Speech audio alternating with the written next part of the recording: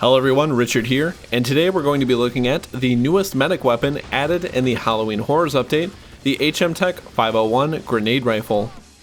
The 501, also known as the grenade rifle, earns its name from its underslung launcher that fires grenades similar to the medic's healing grenade. However, this does come at the cost of rechargeable healing darts, meaning your ability to heal at range is limited by your ammo supply.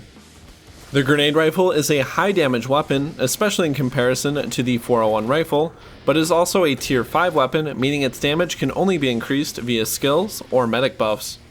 The 501 deals 47 damage per shot, roughly 33% higher than the 401. While this extra damage is a bit negligible, as you'll see when we explore fire rate, it does allow the 501 to secure husk and EDAR kills more reliably and with fewer shots than its competitor. However, this is less of a bonus for the Commando, as they will have access to the FAL, SCAR H, and AK-12. Fire rate is this weapon's biggest hurdle, coming in at a measly 500 rounds per minute, the same as the AR-15.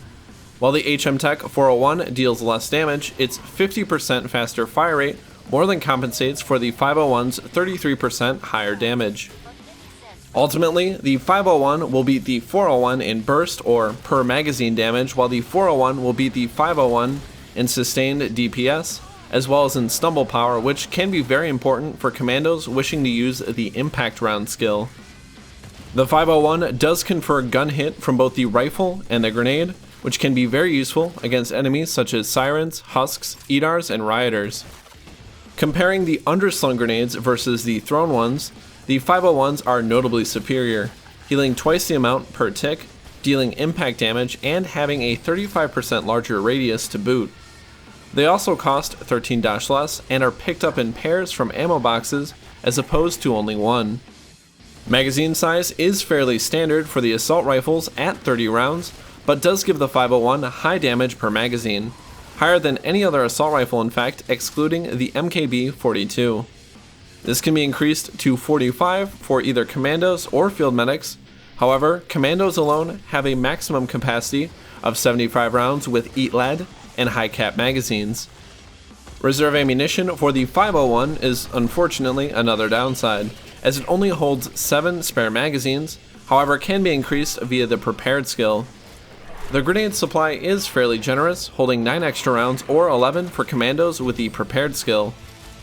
The limited amount of reserve ammo means you will have to be careful not to waste ammo or carry another weapon, which is advised regardless for both field medics and commandos. Reloads are also fairly quick, meaning the tactical reload skill is more of a luxury, but it does help quite a bit with the grenade reloads, shaving roughly a third of the time off. If you're playing as the medic, I would recommend using this in tandem with the 401 assault rifle, giving you excellent standoff range with 2 assault rifles and versatile healing options with both grenades and darts. For skill selection, I would stick with the left side of the tree, using symbiotic health, adrenaline shot, focus injection, coagulant booster, and airborne agent. Overall, combat medics are frowned upon outside of the solo queue, so using the buff skills will be in your team's best interest. Commandos have a lot of variety with their builds, but an upgraded AK-12 or SCAR H can serve as a very solid weapon to go with the 501. For skills, I would run high capacity magazines, impact rounds or backup, prepared, hollow points, and machine gunner. For overall strategy, the medic grenades can serve twofold as an offensive and supportive tool. Maps like Containment Station with lots of narrow corridors and choke points allow you to kill weaker enemies as they step through the gas. On the other hand, a grenade can also be very useful for when your position becomes compromised or you have to fall back. A quick grenade can heal multiple allies and damage any Zed that ventures too close to your team.